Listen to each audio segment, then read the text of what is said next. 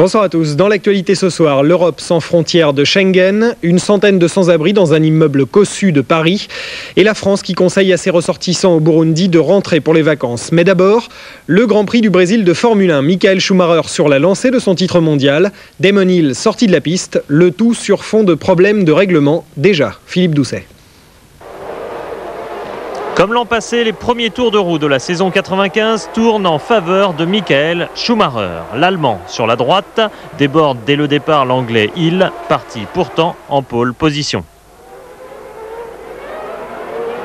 Le premier dans la bordure est Panis sur Ligier. Il n'ira pas au-delà du deuxième virage. Pendant ce temps, Hill a doublé Schumacher grâce au premier ravitaillement. Mais l'Anglais, suite à des problèmes de boîte de vitesse, sort de la piste. Tête à queue éliminatoire. Schumacher reprend alors la tête, seulement gêné par Coulthard sur Williams. Mais l'Allemand remporte sa 11e victoire et le premier Grand Prix de la saison comme l'an passé, devant Coulthard à 8 secondes, Berger à 1 tour, Häkkinen, Alesi et Blundell. Mais ce podium peut déjà être remis en cause sur le plan réglementaire par une plainte déposée concernant le carburant utilisé par les deux écuries principales, Benetton et Williams. C'est bien la seule chose qui pourrait freiner cette saison la Renault Connection. L'entrée en vigueur aujourd'hui des accords de Schengen. Traduction, plus besoin de passeport dans les 7 pays européens concernés, dont la France. Patrice Desmazeries. Schengen, c'est cela, passer une frontière sans présenter de papier. On peut désormais faire Paris-Bonn comme Paris-Nice. Dès ce matin, les contrôles ont en effet été supprimés dans les aéroports de 7 pays de l'Union européenne, l'Allemagne, la Belgique, l'Espagne, la France, le Luxembourg, les Pays-Bas et le Portugal. D'ici 3 mois, la suppression des contrôles sera aussi effective sur les routes, dans les trains et les ports. Une révolution qui concerne plus de 200 millions de personnes. Pour les pays non signataires, un seul contrôle est nécessaire dans le premier pays visité. Cette ouverture a entre autres été rendue possible grâce au SIS, le système d'information Schengen.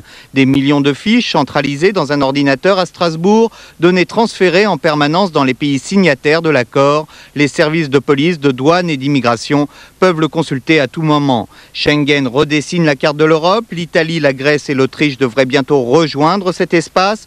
Mais l'Irlande et la Grande-Bretagne refusent formellement de supprimer les contrôles des personnes aux frontières. De 100 logis se sont installés dans l'immeuble du 37 boulevard Malesherbes dans le 8e arrondissement. Pour les soutenir, l'association Droit au logement et quelques personnalités comme le professeur Schwarzenberg, Monseigneur Gaillot ou encore le comédien Lambert Wilson. C'est donc là que vont passer la nuit 25 familles sans abri avec parmi elles une soixantaine d'enfants. La politique, Arlette Laguillet en campagne présidentielle. Elle était ce soir l'invitée du grand jury RTL Le Monde. La candidate de Lutte ouvrière a répété que le programme de Lionel Jospin était pour elle le même que ceux de Jacques Chirac et Édouard Balladur. Ils ont exactement le même programme qui consiste de nouveau à accorder des exonérations sociales au patronat et de solliciter, de demander au patronat s'il voudrait bien créer des emplois, de même pas exiger en contrepartie de cet argent de créer des emplois. Moi je dis qu'il faut des mesures autoritaires aujourd'hui pour créer des emplois. Et croyez-moi, oui, ça touche beaucoup de gens aujourd'hui ce que je dis. En Bosnie, une menace de plus avec l'ordre de mobilisation générale lancé aux Serbes bosniaques par leur chef Radovan Karadzic. L'objectif annoncé, c'est de briser l'offensive de l'adversaire bosniaque musulman. Climat toujours très tendu au Burundi, où des dizaines de milliers de membres de l'ethnie Hutu ont déjà fui Bujumbura, notamment en ce quartier de Boyenzi que vous voyez. Ils craignent les violences de l'armée, à majorité Tutsi, qui aurait déjà fait des dizaines de morts. À Paris, le Quai d'Orsay n'envisage pas pour le moment d'évacuer ses 500 ressortissants sur place, mais il conseille aux femmes et aux enfants de rentrer passer leurs vacances de Pâques en France. Au Japon, la police est désormais convaincue que la secte Aum est responsable de l'attentat au sarin dans le métro de Tokyo qui a fait 10 morts. Les enquêteurs ont commencé aujourd'hui une série de recherches poussées dans les locaux de la secte pour, je cite, « possible meurtre avec préméditation ». Le Quintet Plus d'Auteuil, il fallait jouer le 11, le 5, le 7, le 17 et le 6 pour un peu plus de 273 000 francs dans l'ordre et pour 10 francs. Les prévisions météo de Caroline Corvézier pour terminer.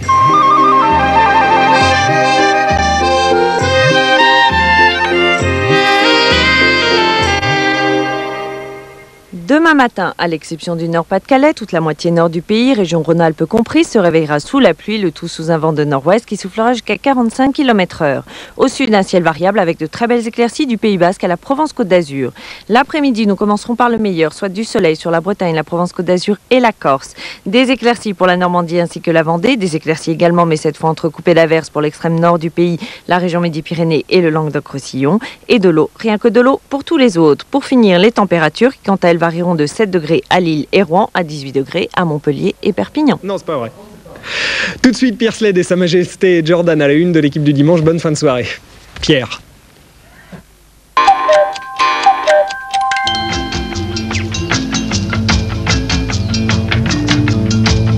Vous ferez la connaissance d'Echo, la mère de famille, d'Enid, la fille aînée, et puis d'Ellie, le petit éléphanto infirme.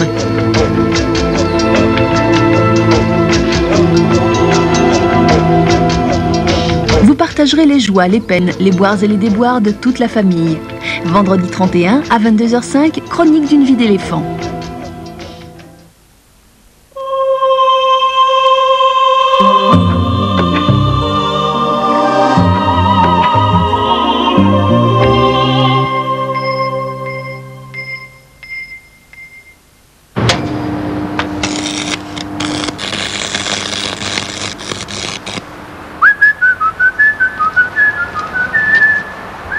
Katavana vous présente l'équipe du dimanche.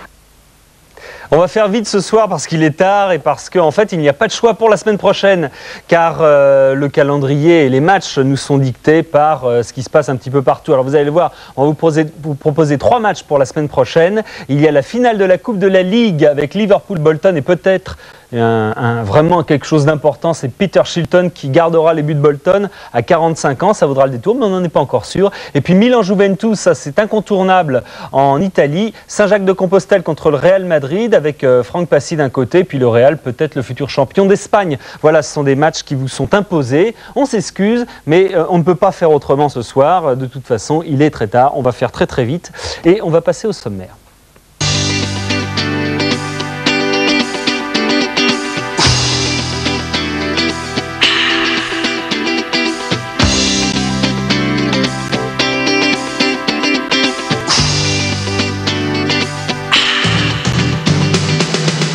Les buts de deuxième division française, les buts allemands, portugais et anglais, pendant que les autres font relâche pour cause de matchs internationaux. Le retour de Michael Jordan à Chicago face à la meilleure équipe actuelle de la NBA, Orlando, et le duel interplanétaire Michael Jordan-Shaquille O'Neal. La légende du budo, 4 siècles de combat et de philosophie, et puis un France-Japon de karaté. Le kimono et la ceinture noire est à l'honneur dans l'équipe du dimanche ce soir.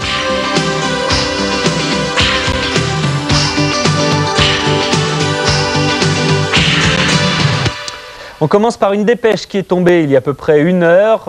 L'entraîneur des Girondins de Bordeaux, Tony, a été démis de ses fonctions par Alain Afflelou. Et c'est Eric Guérit, le joueur ou l'ancien joueur, puisqu'il a mis un terme prématurément à sa carrière à cause d'une blessure à la hanche droite, qui va le remplacer en intérim jusqu'à la fin de la saison. Du côté des Girondins de Bordeaux, du côté de Bordeaux surtout, les rumeurs vont bon train quant à la venue des Gentilgana pour reprendre le flambeau en septembre. Voilà, ça c'est une dépêche qui tombe brute. Nous, on va passer à la deuxième division pour commencer parce que c'est un cru exceptionnel ce week-end. Vous allez le voir, il y a des buts absolument magnifiques. Et en plus, ce championnat rebondit à la 33e journée puisque maintenant, ils ne sont plus que 6 quasiment à pouvoir jouer la montée en première division avec un ballottage favorable pour Guingamp qui a réussi une belle victoire, une belle performance à Marseille au Stade Vélodrome. Stéphane Le Goff. Match phare de cette 33e journée, l'OM recevait Guingamp. 28e minute, surprise générale au Stade Vélodrome. Corridon sur ce but plein de sang-froid envoie Barthez au tapis. Ce sera le seul but de cette rencontre. Guingamp confirme ses prétentions à la montée en D1 et creuse l'écart au classement sur l'OM avec désormais 4 points d'avance. Si tout va bien en Bretagne pour les Guingampais, rien ne va plus par contre pour leurs voisins briochin. Saint-Brieuc qui recevait Châteauroux et qui va céder en fin de rencontre. Tout d'abord sur cette tête de Bossis. But inscrit à la 82e minute, puis 6 minutes plus tard, suite à ce contrôle orienté de Maharzi qui conclut en force. Châteauroux toujours en course pour la montée. Saint-Brieuc par contre pour la relégation. Battu mercredi à Charleville, le Red Star devait à tout prix réagir face à Dunkerque et regardez comment Blondeau montre la voie à suivre sur cette frappe en cloche de 35 mètres. Le gardien n'en revient pas, premier but de la saison pour Blondeau et le Red Star mène à domicile 1-0 après 28 minutes. Le Red Star qui conclut le score en deuxième période par l'intermédiaire de Steve Marley. Sur cette frappe, 2-0 score final et on reprend espoir là aussi pour la montée du côté de la porte de Saint-Ouen. Gueugnon se déplaçait à Angers, réglez bien vos pupilles car on est assez loin de l'action. La fusée est l'œuvre de Fanzel et Gueugnon mène après 20 minutes 1-0 à l'extérieur. Juste avant la mi-temps, Fanzel toujours sur l'aile droite, un long centre pour Traoré qui reprend magnifiquement de volée. 18e but et certainement l'un des plus beaux pour l'avant-centre gueugnonet qui s'en va jusqu'à la ligne de touche se faire congratuler par son entraîneur. Gueugnon 2, Angers 0. Angers qui va s'incliner une troisième fois en fin de rencontre sur ce but de Trivino en finesse. Belle victoire de Gueugnon 3-0 à l'extérieur. Nancy-Charleville et une rencontre qui débute par un pénalty en faveur de Nancy après 33 minutes suite à cette faute dans la surface. Tony Vérel s'élance et prend à contre-pied Regnault. Nancy mène sur sa pelouse 1-0. Le reste en seconde période, touche pour Charleville, déviation de la tête et reprise de Clément. Nancy 1, Charleville 1. Charleville qui va prendre ensuite l'avantage sur ce coup franc indirect de Wolf, 20 BLOB, stupeur côté nancéen et joie justifiée du côté des Ardennais. Il reste alors 4 minutes à jouer. Centre et tête de Rabé-Sandratana au deuxième poteau. Nancy revient de loin et égalise donc à 2 partout. Oui, mais voilà, un match se joue en 90 minutes et Nancy va se faire prendre en compte dans les dernières secondes de la partie où Gianni, rentré 5 minutes plus tôt, a bien senti le coup et s'échappe. Longue course de 40 mètres et un tir en force pour terminer. Victoire à l'arraché de Charleville qui reste sur une série de 6 matchs sans défaite. Amiens accueillait Perpignan, match de milieu de tableau. Nous sommes en deuxième période et Adjali ouvre la marque pour Amiens après 56 minutes. 2 minutes plus tard, nouvelle offensive d'Amiens. Faderne s'écroule dans la surface, pénalty accordé par l'arbitre. Faderne transforme lui-même et offre ainsi la première victoire à Amiens depuis 9 rencontres. Valence en bleu se rendait à Sedan et regardez, vous allez voir le plus beau but contre son camp de cette journée. Sur ce centre d'Arpinon, c'est le pauvre Terzian qui trompe son propre gardien d'un superbe extérieur pied gauche. Sedan 1, Valence 0. 20 minutes plus tard, coup franc pour Valence et l'arbitre de la rencontre qui va sanctionner un peu sévèrement cette passe en retrait d'un défenseur sedanais pour son gardien. Résultat, nouveau coup franc pour Valence. Et but de Weiss, pleine lucarne. Sedan concède le nul à domicile, 1 partout. Mulhouse recevait la lanterne rouge Nîmes, un seul but dans cette rencontre, 45e minute, gros parti à la limite du hors-jeu, s'enfonce dans la surface et parvient à centrer pour la tête de Mazzucchetti qui offre ainsi à Nîmes sa première victoire à l'extérieur de la saison. Le 15e contre le 20e, Le Mans accueillait Beauvais et un premier but en faveur du Mans qui ne sera pas le plus limpide de cette partie. La deuxième tentative est la bonne, Poisson pour la reprise, Le Mans mène 1-0 après 7 minutes. 8 minutes plus tard, corner et Benardo dévie de la tête au premier poteau, 2-0. On a changé de côté, redoublement de passe d'Emanceau, Maufroy est lancé et s'en va tromper tout seul pour la 3e fois de la soirée, Gomez, 3-0. En fin de rencontre, Van Ketz conclut le score sur pénalty, 4-0 score final et une victoire bienvenue pour Le Mans qui s'éloigne ainsi de la zone des relégables. On termine par Laval qui se rendait à Niort et une sortie pas vraiment réussie du gardien niortais permet à Souvigné de donner l'avantage aux Lavallois après 40 minutes. Réaction des Niortais 2 minutes plus tard. Loco ici est accroché dans la surface. En tous les cas, c'est ce qu'estime l'arbitre de la rencontre. Brouard pour l'égalisation à 1 partout. Tentative réussie, 1-1. On passe en seconde période. Coup franc pour les Lavallois renvoyés dans l'axe. Récupération Pédron qui d'une frappe fantastique du gauche loge cette balle dans la lucarne de Benest. Rien à faire cette fois pour le gardien niortais. Laval mène à Niort 2-1. Laval s'en est remis à la frappe de Pédron. Niort va s'en remettre au contrôle de la poitrine de Jovanovic qui arrache le nul 7 minutes avant la fin du match. Partage des points entre Niort et Laval. 26 buts inscrits au cours de cette 33e journée. Toulouse a obtenu le nul à Alès 0-0. Le score du jour pour Le Mans qui s'impose donc 4-0 sur sa pelouse et l'affaire de cette journée pour Guingamp qui s'impose au Vélodrome 1-0. Du coup, au classement, Guingamp en tête creuse l'écart et possède désormais 4 points d'avance sur l'Olympique de Marseille, deuxième de ce championnat, et qui voit revenir dans son rétro Châteauroux, Toulouse, le Red Star et Guignon.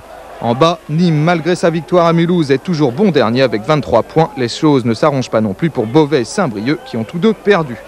Côté buteur, aucun changement. Les 3 premiers n'ont pas marqué. Cascarino, toujours leader avec 27 buts. On va prendre de la hauteur maintenant avec les buts allemands, puisque à force de se faire grignoter un point par-ci par-là chaque semaine, eh bien Dortmund a fini par se faire rejoindre. Ça y est, c'est fait. Ce qui fait qu'à 11 journées de la fin, ils sont 6 à pouvoir prétendre au titre, y compris le Bayern de Munich. Avouez que ce serait quand même assez amusant que